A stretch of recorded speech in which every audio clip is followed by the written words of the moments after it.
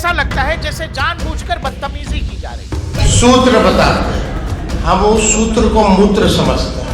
द्वेष जो होता है ना, ये वो है।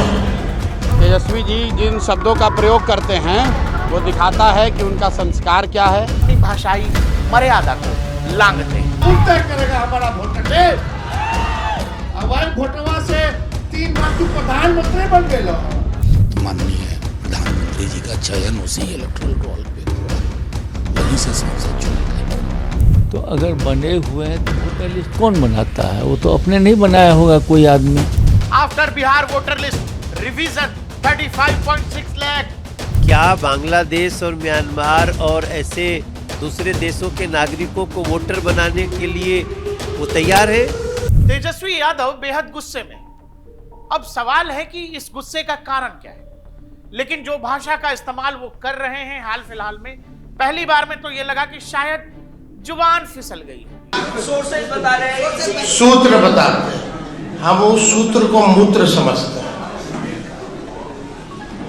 द्वेष जो होता है ना, ये वो है। मुझे भी यही लगा था कि शायद जुबान फिसल गई हो।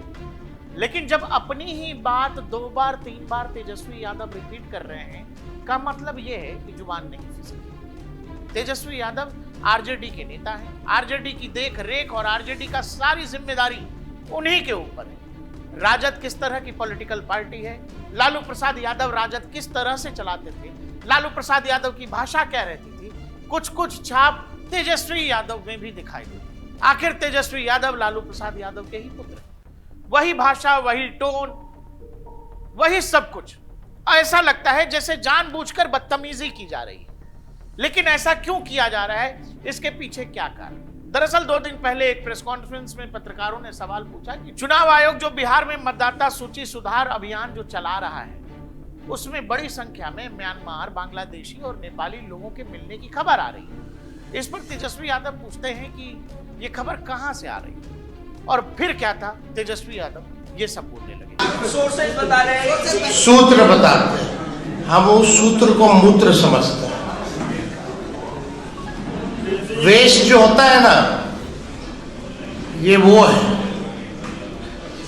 इसका कोई आधार नहीं ना। ये वही सूत्र है जो पाकिस्तान में कब्जा करवा दिया था, इस्लामाबाद, कराची। सूत्र नहीं, मूत्र लोग हैं।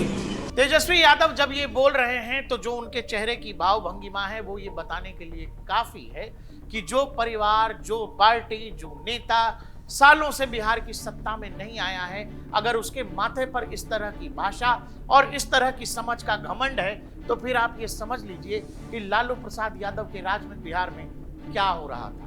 तेजस्वी यादव की जो भाषा है, जो भाषा की मर्यादा वो बार बार लांघ रहे हैं, वो यही है। जंगल राज में राजद के नेताओं ने यही बिहार को सबसे बड़ी चीज दी। लालू प्रसाद यादव ने बिहार को क्या दिया, नहीं दिया, कितने घोटाले किए, नहीं किए, ये सब भूल जाइए।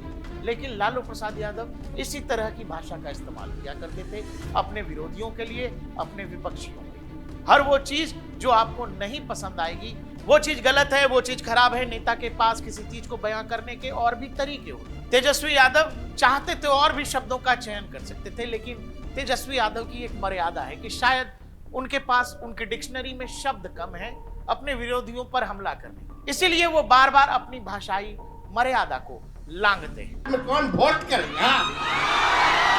कौन तय करेगा हमारा वोटर लिस्ट? अवैध वोटवा से 3 बार तू प्रधानमंत्री बन गए। तब फर्जी नहीं था। अब 2 महीना बचल बा चुनाव के, तो फर्जी हो गए बा वोटर लिस्ट। अब सवाल है कि जब तेजस्वी यादव इतने नाराज हैं, इतने गुस्से में हैं, आरजेडी के नेता हैं, तो क्या तेजस्वी यादव को कुछ ऐसा अंदाजा हो गया है, कुछ मालूम पड़ गया है और यही कारण है कि वो सब देख के ये नाराज हो रहे हैं? क्या इनको इस बात का आभास हो गया है कि 2025 आने वाले विधानसभा चुनावों में क्या होने वाला है, कौन जीतने वाला है और कौन हारने वाला है? और यही कारण है कि शब्दों की मर्यादा या शब्दों के चयन में तेजस्वी से गलती हो रही है, या फिर ये एक राजनीतिक खींच है, जानबूझकर राजनीतिक तौर पर उन शब्दों का चयन आरजेडी की तरफ से किया जा रहा है।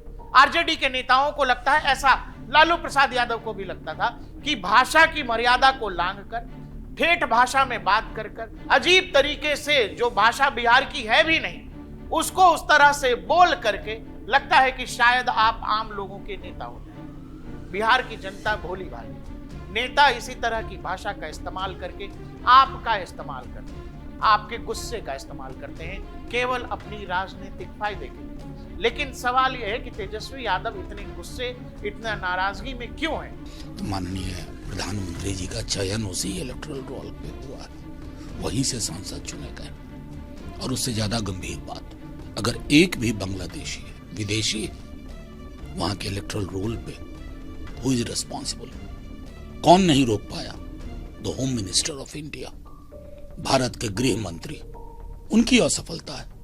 वो रिजाइन कर दें, मुझसे नहीं हो पाया, सीधी सी बात है। देखिए, अगर सरकार के पास ऐसा कोई सूत्र से जानकारी है तो अगर बने हुए हैं तो वोटर लिस्ट कौन बनाता है? वो तो अपने नहीं बनाया होगा कोई आदमी, सरकार ही के द्वारा बनाया हुआ लिस्ट होगा। तो मैं समझता हूँ कि ये सब एक ग्राउंड बनाया जा रहा है।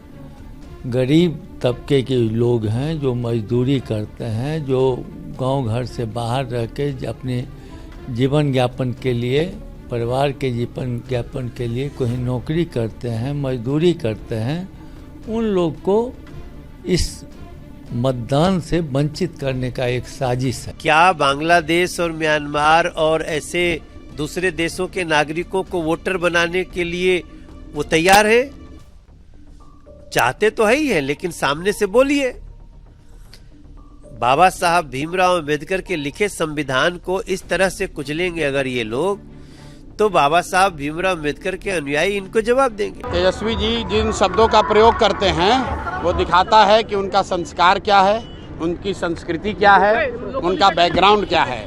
तेजस्वी जी से आप लोग इससे बेहतर भाषा का अपेक्षा मत रखिए। ये वही लोग हैं, किसी ने मुझे कहा कि तेजस्वी यादव अपने एक कार्यक्रम में युवा संसद बुलाए थे, उसमें कलम बांट रहे थे, तो मैंने उनको याद दिलाया कि तेजस्वी यादव कलम वाले नहीं, कट्टा वाले नेता हैं।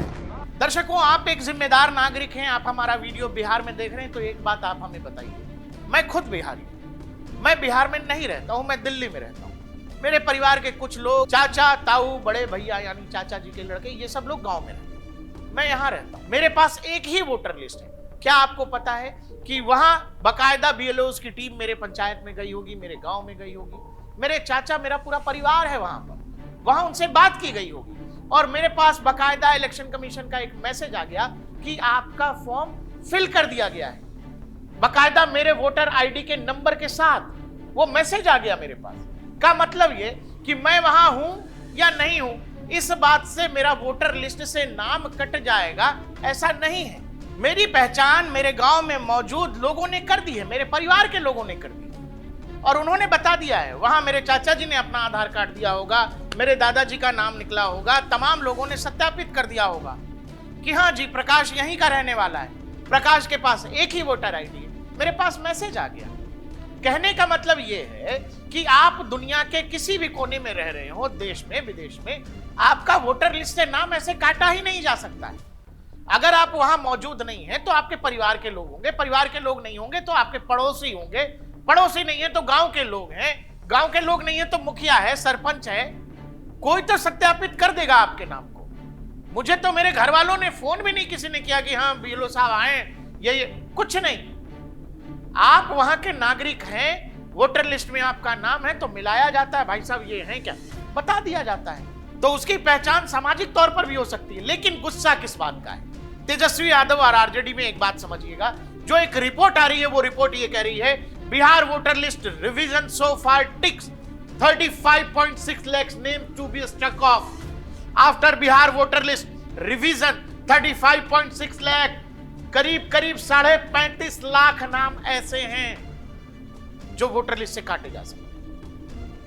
फिर कह रहा हूं, ये जो गुस्सा, ये जो नाराजगी, ये जो RJD और विपक्ष के नेताओं में है, क्या इसी वजह से तो नहीं है कि बहुत सारे ऐसे वोटर जो वोट बैंक का हिस्सा हो सकते थे, उनका अब वोटर लिस्ट से नाम जाने वाला है। क्यों जा रहा है ये सबको पता है। आपको पता है, हाल फिलहाल में एक खबर आई, जब इलेक्शन कमीशन ये ड्राइव चला रहा था, बिहार में बड़ी संख्या में जो तेजस्वी यादव जिस सवाल पर नाराज हुए और उन्होंने सूत्र को वो बता दिया जो नहीं बताना चाहिए था। हालांकि आरजेडी के अंदर बहुत सारे सूत्र ऐसे भी हैं, आरजेडी के ही नेता हैं, ऐसे नेता जो लालू यादव और तेजस्वी यादव के करीबी हैं, वो ये बताते रहते हैं कि गठबंधन का चेहरा जो है तेजस्वी यादव, विपक्ष का चेहरा जो है बिहार में तेजस्वी यादव। इस सब तरह की खबरें वही लोग देते हैं जो तेजस्वी यादव और लालू यादव के करीबी। तो क्या यहाँ पर भी तेजस्वी यादव का ये वाला फॉर्मूला लागू होगा?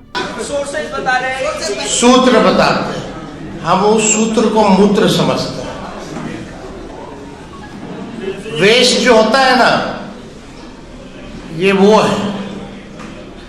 यही नहीं, कांग्रेस के अंदर भी, हर पॉलिटिकल पार्टी के अंदर जो महागठबंधन का हिस्सा है, उनमें तमाम नेता ऐसे हैं जो पत्रकारों को खबर देते हैं पार्टी के अंदर क्या चल रहा है, पार्टी क्या सोच रही है, चुनाव की क्या तैयारी होनी है। ये हमें उन्हीं के बदौलत जानकारी होती है। हम नाम नहीं बताते क्योंकि ये पत्रकारिता की मर्यादा के खिलाफ है और उनकी निजता गोपनीयता के खिलाफ है कि भाई आपको कोई जानकारी दे रहा है, आप अपना सोर्स रिवील कर। तो क्या ऐसा है कि तमाम विपक्षी नेताओं से लेकर के वो नेता जो पत्रकारों से संबंध रखते हैं या पत्रकारों को खबरें देते हैं, क्योंकि हमारे सूत्र वही हैं, तो क्या तेजस्वी यादव ये शब्द सबके लिए कह रहे हैं? क्योंकि लोग तो सवाल पूछेंगे जब आप सीधे कह रहे हैं सूत्र नहीं, सूत्र तो हम नहीं बोलेंगे, तेजस्वी यादव से सुन लीजिए। सूत्र बताते हैं, हम उस सूत्र को मूत्र समझते हैं। वेश जो होता है ना, ये वो है। विपक्ष के अंदर, आरजेडी के अंदर इतनी बेचैनी, इतनी बौखलाहट क्यों है? उसका एक बड़ा कारण ये है, जैसा पहले दिन से चुनाव आयोग कह रहा है कि भाई किसी का देहांत हो गया।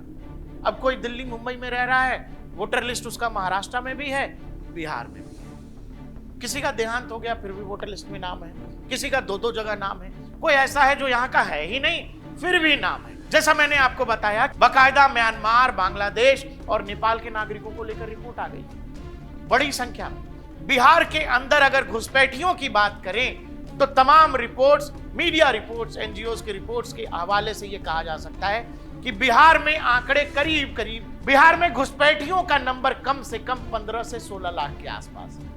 और म्यांमार के हैं तो मतलब रोहिंग्याज हैं। आप समझ लो रोहिंग्या इस देश में कहां कहां चले गए। क्या ये सिक्योरिटी थ्रेट नहीं है? क्या ये नेशनल थ्रेट नहीं है? क्या इस पर बात नहीं होनी चाहिए? क्या इस देश का विपक्ष म्यांमार, नेपाल, अफगानिस्तान और कहीं का भी वोट लेने को तैयार है वोट बैंक के लिए? क्या इसीलिए ये सब हो रहा है? आप जब घुसपैठियों की लिस्ट देखेंगे जिलावार, किशनगंज से लेके दरभंगा तक आपके पास नंबर है। किशनगंज में 2.5 लाख से 3 लाख घुसपैठिए बांग्लादेशी हो सकते हैं, कटिहार में 1.5 लाख से 2 लाख बांग्लादेशी हो सकते हैं, पूर्णिया में 1.25 लाख से 1.5 लाख बांग्लादेशी हो सकते हैं, अररिया में 1.25 लाख से 1.5 लाख नेपाल और बंगाल के लोग हो सकते हैं। और इन सब के पास सब कुछ है, आधार कार्ड है, वोटर आईडी है, राशन कार्ड है, जिस पर विपक्ष हो हल्ला कर रहा था कि इसको भी उस 11 लिस्ट में शामिल करो, जिसको लेकर के बकायदा चुनाव आयोग ने एक लिस्ट दी है कि ये 11 डॉक्यूमेंट आपके पास होने चाहिए। बकायदा सुप्रीम कोर्ट चला गया विपक्ष, लेकिन सुप्रीम कोर्ट ने क्या इस पर कोई आदेश दे दिया? नहीं, सुप्रीम कोर्ट ने संवैधानिक माना चुनाव आयोग के काम को। साथ ही सुप्रीम कोर्ट ने यह भी कहा कि हम संवैधानिक संस्था के कामकाज पर रोक नहीं लगा सकते। सुप्रीम कोर्ट ने एक सुझाव दिया, सुझाव ये दिया चुनाव आयोग को कि क्या आप आधार कार्ड, वोटर आईडी या राशन कार्ड को भी इसमें शामिल कर सकते हैं। अगर चुनाव आयोग इसको नहीं शामिल करता है तो उसको 28 तारीख को जवाब देना है, यही सुप्रीम कोर्ट ने कहा है। आदेश और सुझाव दोनों का फर्क होता है। सुझाव मैं आपको दे रहा हूं, आपको मानना होगा मानेंगे, नहीं मानना होगा नहीं मानेंगे। लेकिन सुप्रीम कोर्ट के सुझाव में यह है कि अगर इलेक्शन कमीशन नहीं मानता है तो उसे 28 तारीख को होने वाली सुनवाई में जवाब देना है कि आपने क्यों नहीं माना, इसको क्यों नहीं सम्मिलित किया। और चुनाव आयोग के ड्राइव पर इलेक्शन कमीशन ने किसी तरह का कोई रोक नहीं लगाया। क्यों बिहार में इलेक्शन कमीशन का ये ड्राइव जरूरी है? एक सामान्य चीज मैं पहले भी बता चुका हूं, फिर बताता हूं। 4 जिले हैं बिहार के जो सीमांचल के इलाके हैं, वो चाहे किशनगंज, कटिहार, अररिया, पूर्णिया।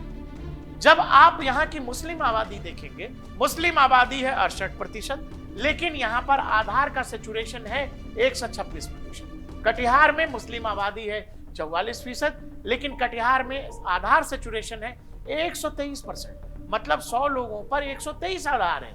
अररिया में 43% मुस्लिम पॉपुलेशन है, लेकिन अररिया में आधार सेचुरेशन है 123%। पूर्णिया में 38% मुस्लिम आबादी है, लेकिन आधार सेचुरेशन है 121%। बिहार की कुल मुस्लिम आबादी है 18% और आधार का सेचुरेशन उनने देखे तो 94%, मतलब 100 में से बिहार में रहने वाले 94 ही मुसलमानों के पास आधार कार्ड है। लेकिन जब आप सीमांचल के इलाकों की बात करेंगे, जहां मुस्लिम आबादी ज्यादा है, जहां मुस्लिम आबादी का प्रतिशत ज्यादा है, वहां अचानक से इन जिलों में आधार का सेचुरेशन बढ़ जाता है। इसीलिए आपको यह समझना पड़ेगा ये कितना बड़ा खतरा है।